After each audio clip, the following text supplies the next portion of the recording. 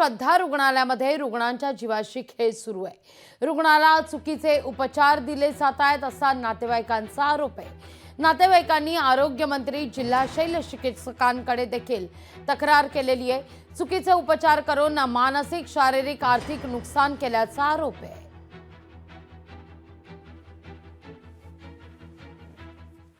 Complete 9 दिवस 6 दिवस ICU मध्ये आणि 3 दिवस जनरलमध्ये असं करून आम्ही 10 दिवस नाशिक इथं सुएस हॉस्पिटलमध्ये आम्ही राहिलो। आमच्या पेशंटला कसं तरी तिथून बरं केलं आणि आता आम्ही घरी आलेलो आहे। आमची एकच विनंती आहे की आमचे काही चूक नसताना, नॉर्मल ऑपरेशन असताना आज आम्हाला इतक्या मोठ्या संकटाला सामोरं जायला लागलं। आमच्या आज मनस्थिती खराब झालेली, आमच्या वाटेल तेवढे पैसे खर्च झालेले आणि अजूनसुद्धा माझी बायको स्टेबल नाही, तिला मागचं काहीच आठवत नाही आहे, तिच्या मेंदूवर परिणाम झाला आहे असे डॉक्टरांनी सांगितलेले की ते वेळेनुसार ते बरं होईल। आता तुम्ही सांगा, आज आजारी पेशंट आम्ही कुठे घेऊन फिरायचं?